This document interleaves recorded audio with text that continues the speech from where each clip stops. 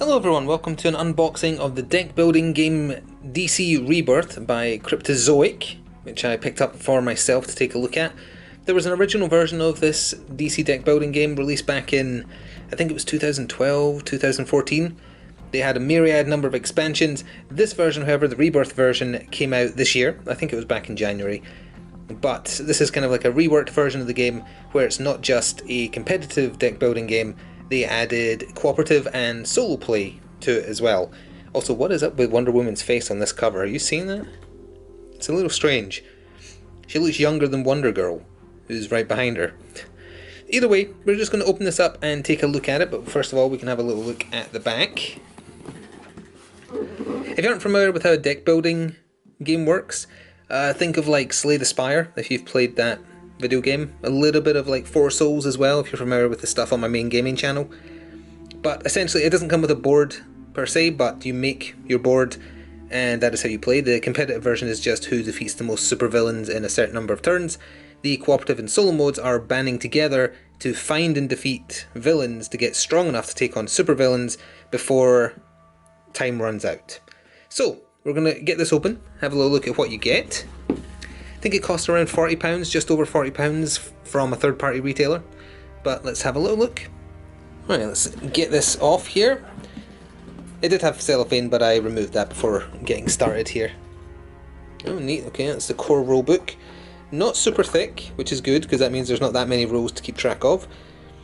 Turn sequence, this is like quick reference for the process of a turn and what you do at the end of a turn. But that's the minutiae we're not going to specifically get into here. But there's an overview of what each card type is, how you lay out the board you play on, the, well, quote-unquote board, you know what I mean. You just need a circle with the threat track in the middle. There's also scenarios, which I believe come in sealed containers that we'll have a look at. Winning and losing, turn sequence, how you play a turn, how you move a character. Because you start, again, like Slay the Spire, you start with just a basic deck of attacks and moves, in this case, rather than defense. Your goal is defeat villains and purchase upgrades, so you don't just have basic attacks, you have like super attacks and superheroes backing you up. And then villains have their own rules. And what's this? Assist characters. I think this is if you're playing cooperatively, you get an assist hero with you. Or rather, if you're playing solo. Locations and the cards on them. How you destroy a card, how you gain a card. And there's the lowdown of the new modes they added. How you play solo, how you play cooperatively, too many C words. And specific card clarifications. Interesting. And you can mix the Rebirth version of this with previous versions if you have it, I guess. Presumably that's what it means by other Cerberus games. Oh, and there's a campaign sheet. Permission granted to photocopy this page for personal use. I don't need your permission. Yes, sorry, I'm doing this on the corner of my 40k table that's set up for a game. So that's the threat board. Thick cards, that's good. That's the cooperative version of it.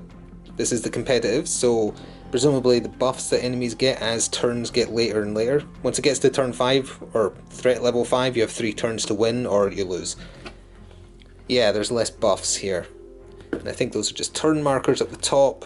And then there's special ongoing additional traits that get attached to threat levels depending on what card you draw. Oh, so the locations are also on thick card. Star Labs, Arkham Asylum, Daily Planet, City Hall. And presumably the character card for Cyborg. Batcave, Police Station. JCPD by the looks, because that is Commissioner Gordon there. A bank, Gotham Bank, maybe Metropolis. Not sure on that one. Then the other player cards that you can play as Batman, obviously most of the Justice League. I don't know specifically which Green Lantern Corps people these are, unfortunately. And then we have the rest of the stuff here. So these are the scenarios which you're not supposed to open unless you're playing the scenarios. So we're not going to have a look at them right now, but each of these is a storyline. Wow, scenario 8 is super thick compared to the rest. There's 7, 6... 5, oh 5's quite thick too. 4, 3, 2, 2's thick too, and 1 is super thin because that'll be the tutorial one. And you only open these when you're playing them to see what is in there for you. And we also have, what are these? Oh, these are the stands for the like Cluedo-esque player profile things we just looked at.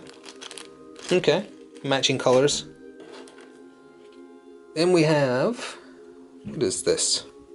I don't actually know what this is. Does it open? Hang on. It doesn't seem to open. Is this just like... Maybe it has a game use? It's just a thick, especially thick, laminated bit of card with Rebirth on it. I don't know. It doesn't open. Maybe it's just to mark the play area or something. Then we have... These are equipment cards that make your deck, I believe. So for instance, at the back there we've got Jetpack. Let me just quickly open this and we can take a quick look at not every single one, because that's part of the fun of playing a new game, is discovering them. Come on. Oh, the lamination is too tight. I'm going to have scissors here. That is really on. It's got one of those little line bits that you're supposed to be able to tug on and then it rips open, but it ain't working. Good grief. There. Okay, it's coming loose. It's coming loose. It's not loose at all. How dare you make a mockery of me. There. Worst part is I'm probably going to have to do it 2 more times. So, take a look. So this is an equipment type card, so I'm trying to get the shine away. Description of what it does: it gives you power. You need power to defeat villains, and I believe if you're playing competitively, that is the victory point tally. So if you have, at the end of the game, you add up the victory points of all your deck. Actually, maybe the 1 is the victory point. It could be, I'm not sure.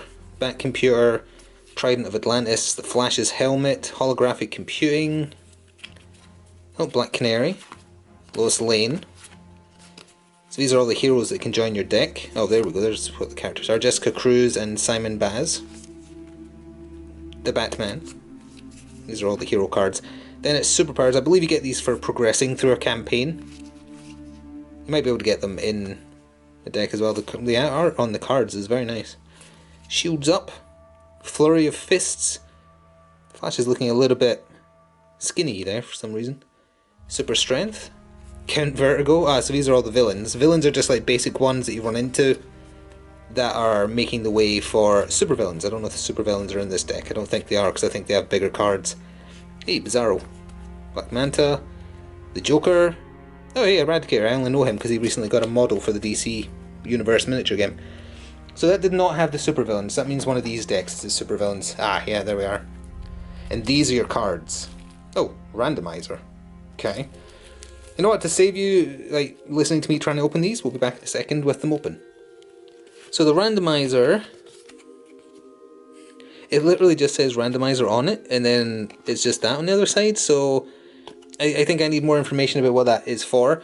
But these are the cards that make up your deck, Slay the Spire style. So just a basic punch, it gives you +1 power, it doesn't give you any points, whichever one of these is points. So yeah, I've got a bunch of basic attacks, a bunch of just moves to get around the board that you make. Helping Hands. Weakness cards get applied to you and they do bad things. Oh yeah, it must be victory points in the bottom left because they give you -1. And basically they fill your deck with trash like Curses from Slay the Spire, because you're constantly shuffling your deck to get new attack hands each turn. So the Bat Cycle improves your movement and power. Power of Flight is power and range. Super Speed is move plus defense. Tomorrow's Headline. Getting good art. Toss. Okay, Toss, yeah. Withdrawal. But keep in mind, it isn't just these cards you make a deck out of. The hero cards and whatnot we were looking at, the equipment cards, they all go into your deck as well. They all affect your power for taking out villains. And you get normal villains join your deck as well, I believe. And the end goal is to take out supervillains. Like for instance, on the bottom here is Doomsday. He's a supervillain. Deathstroke, Reverse Flash, a bunch of different ones. Oh, and then there's these are upgrade cards for the heroes, I guess. Detective Work. Got Alfred, of course. Yeah, so they're all hero themed as well, so it's not just supervillains. A Job for Superman, Wonder Woman. So how many supervillains are there? 1, 2, 3, 4, 5, 6, 7, 8. There's 8 supervillains in here. And then finally, what is this? These are your character selection cards, and they tell you your character's chosen starting ability, I believe. So for instance, for Aquaman, each time you play a superpower during your turn, target player must put a card with cost 4 or less in the discard pile rather. So he's like he's not cooperative then. Then we've got Batman's cards, Cyborg, The Flash, Jessica Cruz, Simon Baz, Superman, and of course Wonder Woman. So it's an interesting game. I've seen it being played a little bit and I liked how it played. I don't know if we'll be doing additional content, might do a solo game or whatever else just to see how people take to it. I like that it's got these weird scenario packs that I don't even know what's in here, honestly. I don't want to open one ahead of time. I like the element of surprise to get a game set up, although I'll probably try a solo game of Scenario 1 just to see how it plays. It is simple enough once you understand the basics of setting up a board with each location and then equipment cards in between each location essentially. But we can have a look at that if we do like a sample game. I just wanted to do a video on this because it was something I picked up that I like the look of. It was relatively cheap. I like that it's cooperative. I like that it's got solo and competitive as other options. And the art is nice. Anyway, thank you very much for watching. Hope you enjoyed. And we'll see you in the future for something else. Until then, ta for now.